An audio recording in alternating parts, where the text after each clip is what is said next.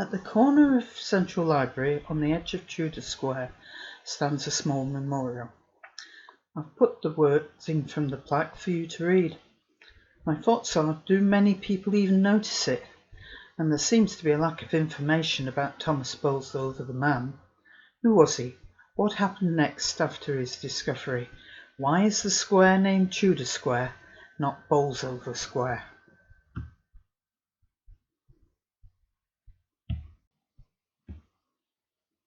Thomas was baptised at Ecclesfield Church on the 18th of October 1705. He was born in Longley in Boulsover Cottages to Samuel and Margaret Boulsover, and the third generation to live there since George Boulsover moved there in 1665 from Upperthorpe to farm the land.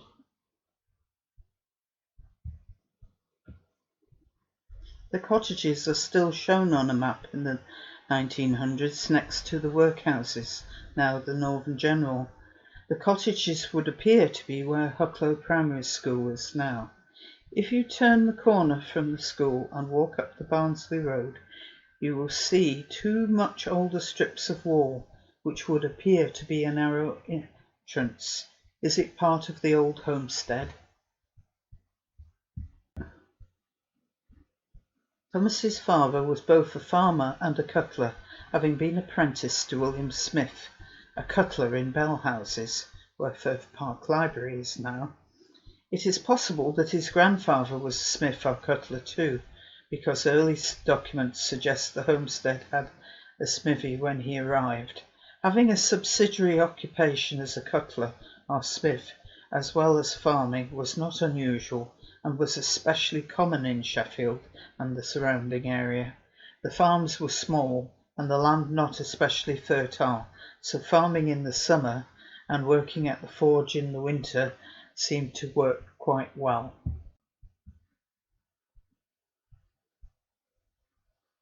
It must have been pretty cramped, as it is known there were 9 children, 2 apprentices and 5 adults living there, so the image must be of a not particularly affluent lifestyle. The children were fortunate that they had the opportunity to attend a local school. In 1716, disaster struck the family when Thomas's mother died. Thomas in 1718, at the age of 12, was apprenticed to a friend of Samuel's old master, Joseph Fletcher. When Thomas was nearly 16, he became an orphan, but carried on his apprenticeship for another 5 years.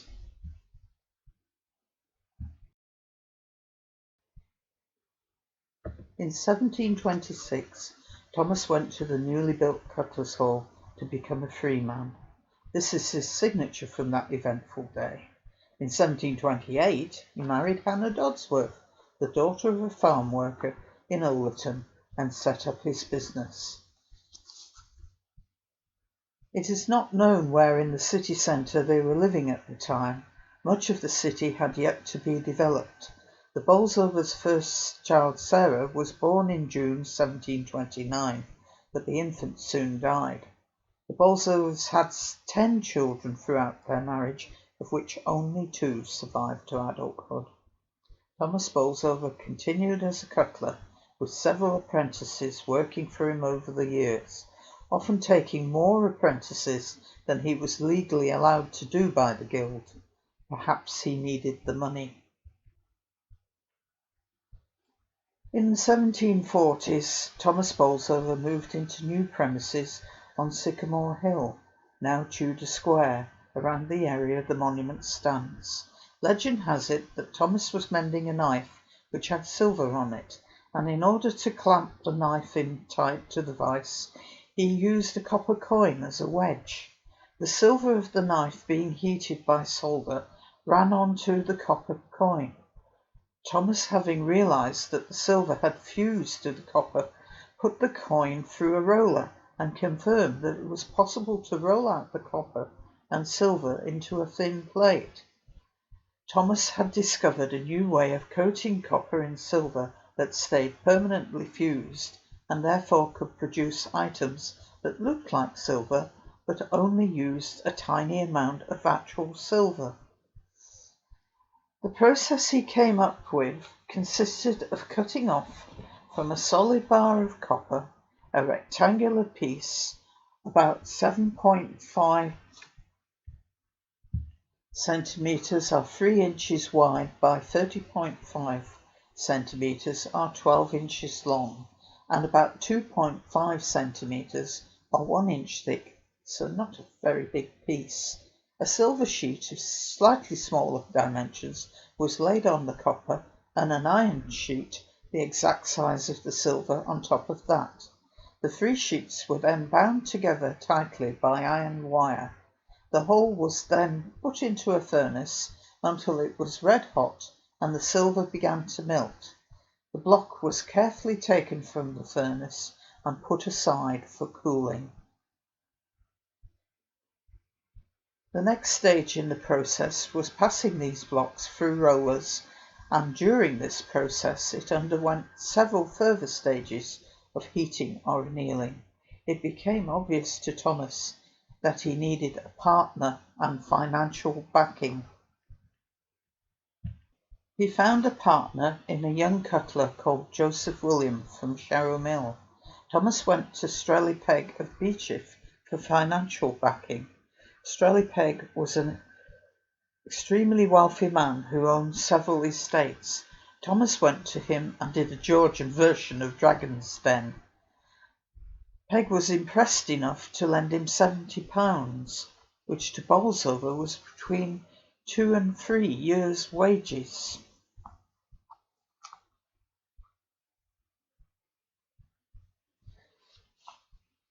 Thomas and Joseph decided to start with relatively simple but profitable buttons and snuff boxes.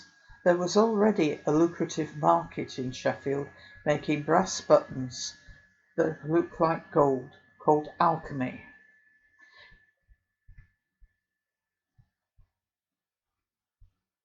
The brass buttons were made by stamping out using steel dies, so it was simple to use same method for silver-plated buttons. Several problems emerged with the mass production of the buttons and pieces for snuff boxes, as the dies did not last long before new ones needed to be made. Still, they appeared to do well. At the end of 12 months, Mr. Boulsover waited upon Mr. Pegg again. Mr. Pegg says, "Well, Thomas, how are you? What, are you come to borrow some more money?" "No, sir," was the reply. "I am come to pay you what I have borrowed of you with the interest upon it." "Thou art, Thomas?" "I am, sir." "Well, Thomas, I don't wish thee to injure thy trade to pay me. I don't want the money. If it will do thee any good a little longer, don't pay me if you cannot conveniently spare it." "Oh, yes, sir, I can spare it, and I have plenty of money beside to carry on my business." "Why, Thomas, thy trade must be as good as making money." "Yes, sir, but it is better than making money, for I can sell my buttons readily for a guinea a dozen, and the silver does not cost more than 3 shillings a dozen, so it costs more to make money than they do."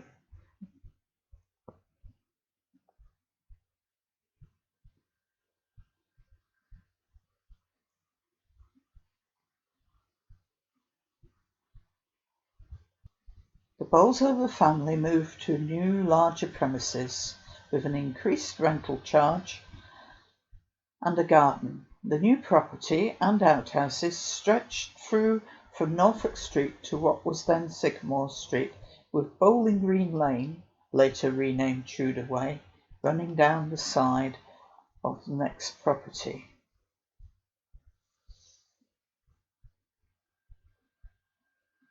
It wasn't much of a journey if you look at this old but Victorian map. Thomas wasn't to live there for long. As Thomas's wealth and status grew, he had a portrait commissioned. Other cutlers began to take up silver plating and looked at extending the range of objects, but there were still a number of problems that needed to be addressed before the wholesale manufacture of objects could be made to the quality that Sheffield became famous for. In 1757, Thomas bought the Whiteleywood Hall estate from Strelly Peg, comprising of the hall and some 100 acres, for £1,360 cash. So was Thomas planning on retirement? Boulsover's interest turned to the invention of a new, harder and smoother steel by Benjamin Huntsman, which Huntsman had developed in 1742, cast steel or crucible steel. Button makers and silversmiths in Birmingham were ordering crucible steel from Benjamin Huntsman to use for dyes, but Huntsman was having trouble with the quality and the quantity. It is not clear when Boulsover started making cast steel, but it is known by the 1760s Boulsover was one of the top suppliers of cast steel. The new method of silver plating was beginning to attract attention and investment in the city. However, to make bigger and more elaborate silver plateware, it was obvious that the silversmiths from across the country were needed, especially from London. One such silversmith was Henry Tudor, a young Welshman trained in London but brought to Sheffield by an investor. Henry married a relative of Thomas's wife, a sister, in 1758, when he was only 20. He went into partnership with Thomas Leader, a talented silversmith and designer. In 1761, they built the first purpose-built silver plate factory, which later was to give its name to Tudor Square, using horsepower to power the rolling of the plate, because one of the problems that silver platers had found was in order to roll the plate through the rollers as few times as possible, they needed power.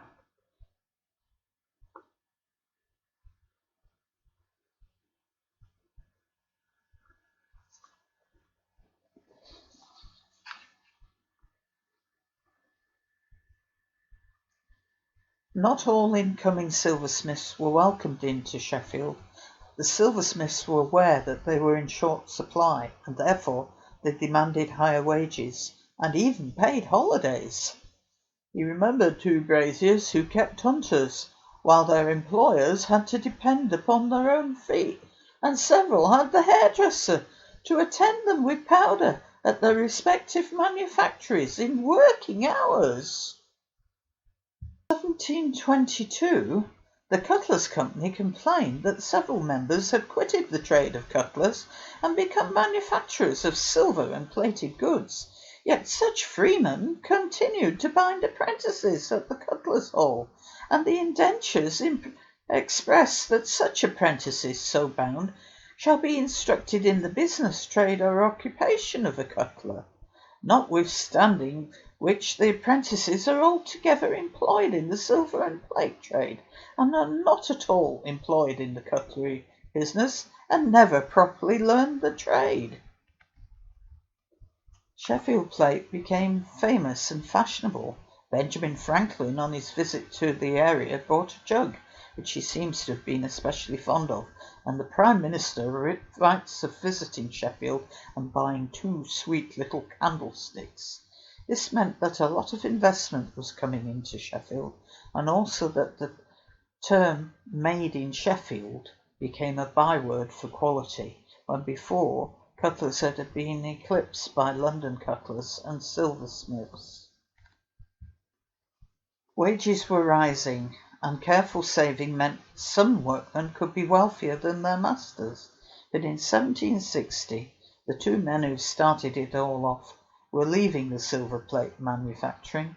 Wilson decided to concentrate on snuff making, and Boulsover gave his town centre property and a share in the business to his new son-in-law, Joseph Mitchell. Boulsover had a new invention that was taking his attention, along with crucible steel and the rolling of steel. In nearby Wortley in 1743, John Cockshut of Wortley set up a tin mill for turning hot iron in bars into sheet iron by means of rollers using water power. This was groundbreaking because previously rolling had to be horse-powered. Although there was no documentary evidence of a link between Wortley and Thomas Boulsover, it would seem that, like with the invention of crucible steel, Thomas Boulsover was once again putting two and two together.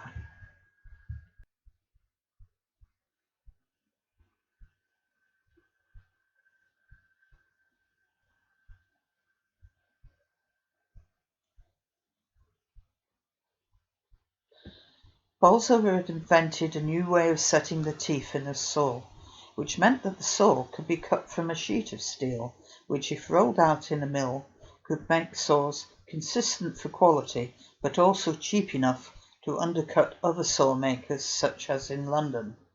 Thomas bought land to the north of the Hall on the Porterbrook to build the very first saw factory of its kind, possibly in the world, in 1762, and what would seem to be Sheffield's very first steel rolling mill. Boulsover afterwards said that when he began to build, his purse had no neck to it, and when he left, it was all neck. His bag of gold was empty. Not surprising, because Boulsover built 4 dams, 3 wheels, 2 forges, 2 drop hangers, a rolling mill, emery mill, and a circular sawmill, as well as several troughs, a hardening room, a fender warehouse and other warehouses, numerous workshops, including fender workshops, around 8 cottages, and a stable block. In 1772, Hannah Boulsover, Thomas's wife, died and was buried in the churchyard of St. Paul's on the 9th of July. The couple had been married for almost 44 years.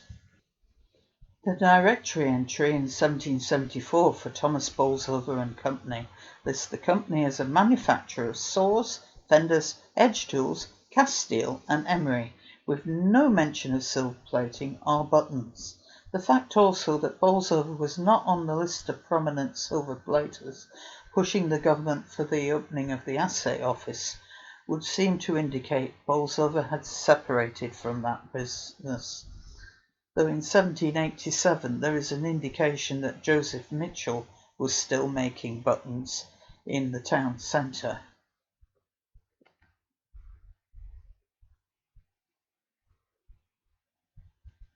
Strangely, Boulsover never had any great honour placed upon him. He was never master cutler. Thomas Boulsover died in 1788 at the age of 88 in his Whiteley Wood home, and was buried beside his beloved wife in St. Paul's churchyard. His obituary was short. They didn't even spell his name correctly. In 1938, St. Paul's Church was demolished. All burials were removed and placed in a mass grave in Abbey Lane Cemetery. No mention of Thomas Boulsover is on the cross memorial that marks St. Paul's burials.